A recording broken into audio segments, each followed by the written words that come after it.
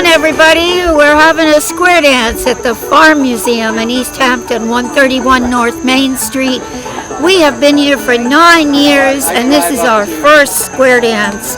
But boy, we're going to have another one because these musicians are wonderful. We're here at the Lester Farm, and we're having a great time. So come on down, have some fun. The price of admission is $15 or a homemade pie. So let's walk around a little bit and look at the barn and the house. The Lester house here was moved. Who are you again? My name is Prudence, Talmage, Hamilton, Carabine. I'm a Bonniker since 1648, and we're celebrating here in East Hampton, as you all know, because, you know, times are changing, the town is changing, but there are a lot of us here who still understand what bubs are all about. And some of those bubs lived right here in this house, the Lester house, for 7 generations. And they had a truck farm, and they went fishing, and they went up street, and they painted and did carpentry work, and now they're still here. A lot of these folks are still here, and we're celebrating being here. It's 9/11, which is a hard day in our country. We also lost one of those Lesters, Matt Lester, 5 years ago, and we lost Peter Schaefer the same year. Both of them were members of our volunteer force, and we miss them terribly. But we are celebrating, and that's the only way to move forward in these times. It's been tough with COVID. It's been tough with politics. It's been tough in so many ways, but we are strong people, and we're here to celebrate.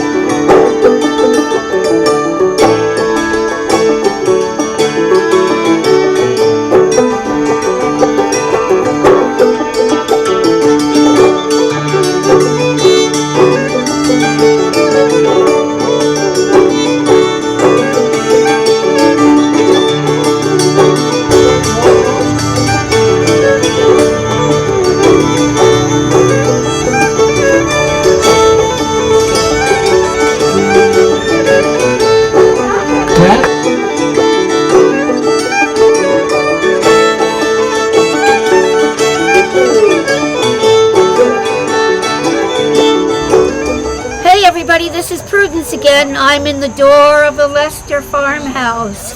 Come on in, Frank, and we'll look around.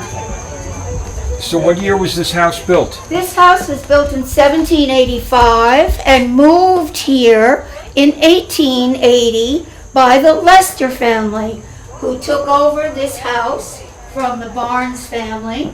And originally there was the Dominy mills were on the site. So there were 3 Dominy mills, each one burned consecutively because they were wind-operated sawmills. And when you have wind-operated sawmills, you have fires, sadly. But this kitchen was completely refurnished by the town of East Hampton.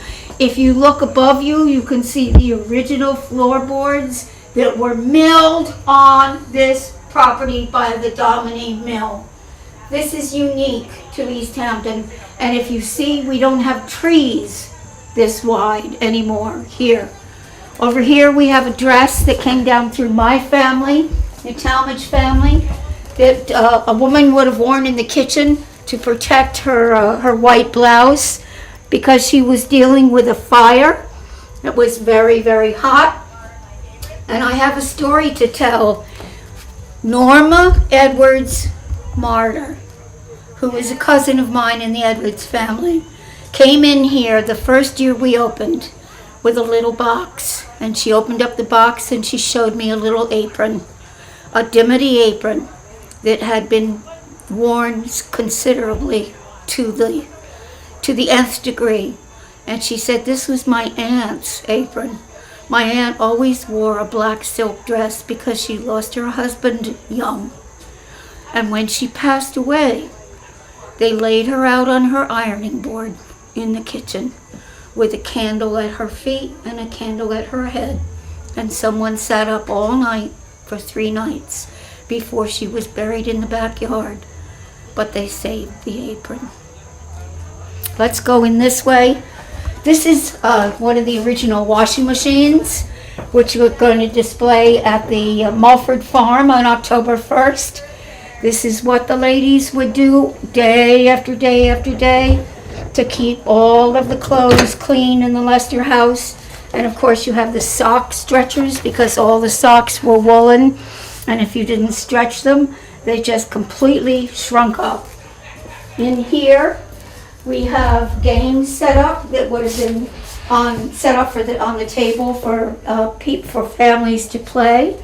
And in our parlor living room, we have the table set with dishes from 1890. We have some wonderful fabrics and dresses and a suit that were saved again from Springs from the Talmage family from the 1880s.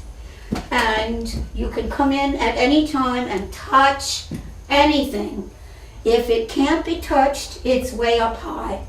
So we have school kids in here running out of buses and having a wonderful time touching and exploring the way things used to be. So we have a wood stove in here, and we have a whale oil lamp. This is a clock from my family's home in Willow Hill in Springs on Old Stone Highway, 1800s. And these are the original Lesters who lived in this house, Mr. and Mrs. And of course, 1920, this is what everybody would have listened to at night, the radio. Up until about 1950, they had no indoor toilet and they had no electricity. So this was not one of the homes, this is under the bridge, where people did not get the benefit of indoor water or electricity. So a lot of these things would have been used right up through the war, the Second World War. Again, we have the original floorboards and beams in the house. This way, we have our media room with an original Hoosier cabinet. And when I say Hoosier, I mean Hoosier. This came out of one of the big houses on the ocean, and you can see the flour sifter, the sugar sifter, and some of those spices after 100 years are still very fragrant. This Hoosier cabinet would have been the right-hand tool of a wonderful chef who managed one of the big houses during the course of a very, very busy summer. Now to your right, Frank, we have some pictures of baseball in 1910 and 1920. And guess what, folks? We're going to be playing baseball at the high school baseball diamond again on October 16th from 3 to 5. The Bonnickers versus Maidstone Club. And if you look at this original picture from 1916, my grandpa, Ferris Talmage, was the pitcher off on the left here. This team was completely integrated with Montaukets and freed black gentlemen from Gardiner's Island. So what we have here is the original baseball team, and there was no such thing as segregation at that point. We have a player piano here, which plays all by itself. We have a Domini chest. We have baseball bats and balls from 1910 that came out of the Carter Dodge house. 1910 to 1920, and if you look closely, they've got initials on them with the soft balls.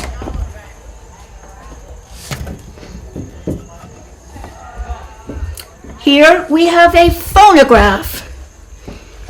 For those of you who do not know what a phonograph is, if I were to lift this lid, you would see this big black handle on a big black record that you would have to wind up to play. And that is a phonograph from 1880. These are birdhouses that were given to us in memory of Matt Lester and Peter Schaefer, made by my schoolmate, Jim Brooks, and dedicated to those boys.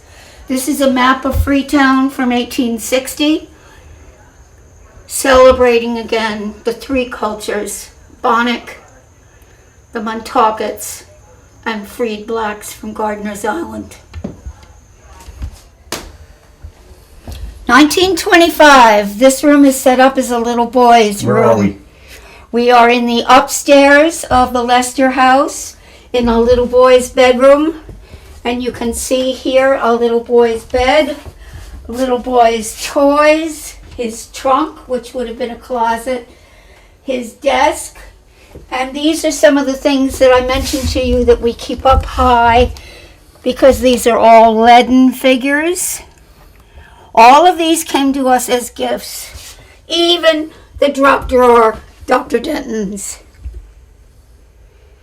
This is a quilt from my family with all of the dresses, ties, and shirts from the Talmages from 1800.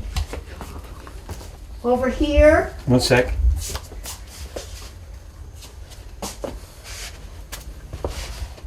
And this trunk? Yep. They're all from the 1880s, 1890s. We have this bedroom set up for 5. Again, the Talmage bed from Willow Hill and Springs. And it's got ropes that you have to tighten so you sleep tight. And it's got a straw mattress because you don't want the bed bugs to bite. We have 2 Domini chests in this room. This chest and the chest over by the wall. This Victorian, which would be 1885, 1895 chest, was taken out of the dump, and somebody brought it to us in their pickup and said, "Do you want this?" We have another dress from Springs. We have a trundle sewing machine, no electricity, only foot powered. We have the toddler bed where the kids would sleep head to foot. 2 toddlers in this bed. We have some wonderful children's furniture that came from upstreet. The Lesters would not have had this kind of furniture, but they would have been given the furniture in exchange for, because everything was a barter economy, in exchange for work. Naturally, we have the chamber pots. Here's some more wonderful children's furniture that came from upstreet. Now, when we take children through here, which we do quite often from the schools, this piece always gets them giggling. This is called the Thunderbox. And of course, this would be an upstreet item because somebody would have had to empty the Thunderbox. But this would have been in the bedroom of a family who had the money to have a maid come and empty that, as well as other duties. The Thunderbox means? The Thunderbox is another word for toilet. Hi, we're in the pantry of the Lester farm, and in the pantry you will see lunch boxes, 1890, milk pails for milk that kids would bring to school to drink, all kinds of jugs and jars and other wonderful things. But to me, the most exciting is the ice box, which means that the iceman would come once a week and he would open up the top and it would be tin lined, and he would put a big ice cube, almost 2 feet long, into the top.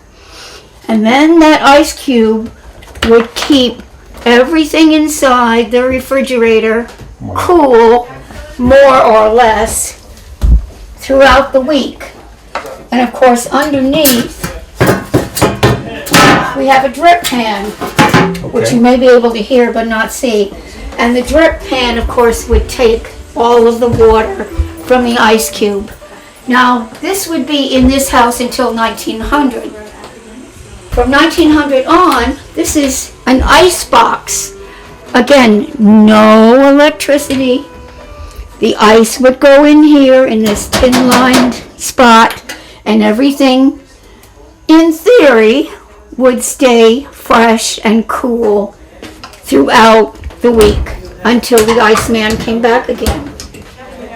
Now, one other thing I want to show.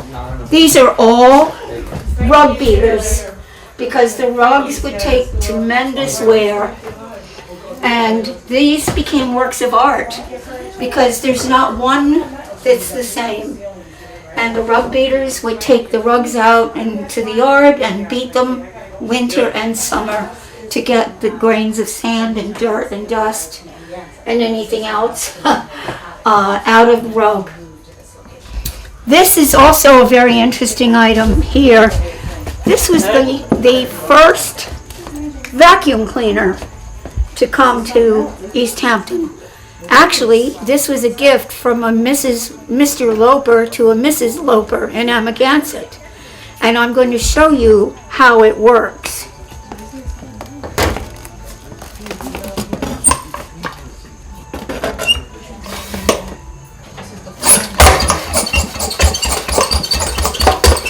Mrs. Loper had to create a vacuum for the vacuum. No electricity here. And that's how Mrs. Loper decided, after the second Christmas of receiving this wonderful gift, that she put it in the attic and brought her broom back down, because it became impossible. This is the first telephone to come into East Hampton. This is from the Strong Agency, and we are missing the handheld lever here, and we are missing the thing that rings the bell. But the Strong Agency gave us this telephone, which they had in a closet for 100 years, and felt that we could use it.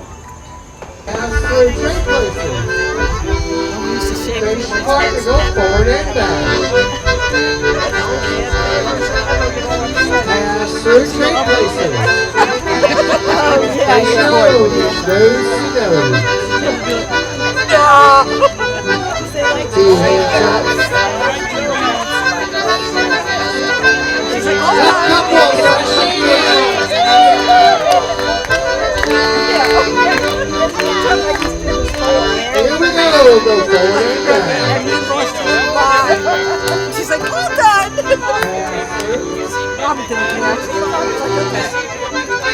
Forward and back. Two-hand turn with your partner. With the music, you clap and stamp. Two-hand turn. With the music. Top couple, session now. And it's forward, 2, 3, 4, and back. Two-hand turn. With the music. Two-hand turn. With the music.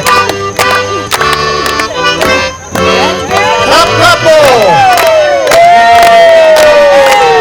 And it's forward, 2, 3, 4. Two-hand turn. With the music.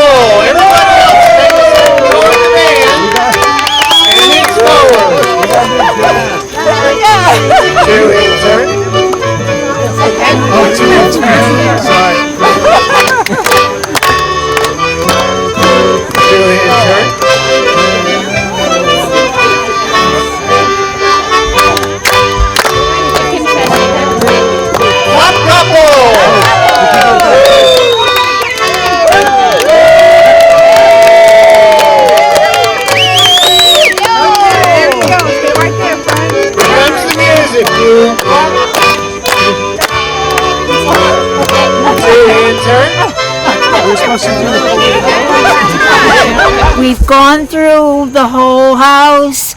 You've gotten the music, you've gotten the folks here, and we are now at the pie table because price of admission was $15 or a pie, and we're going to do this again next year, September 10th, not 9/11 next year, September 10th, Sunday, and we are going to enjoy our dessert, and I thank you so much, LTV, for caring enough to put this on, because this is what our community is really all about. Thank you.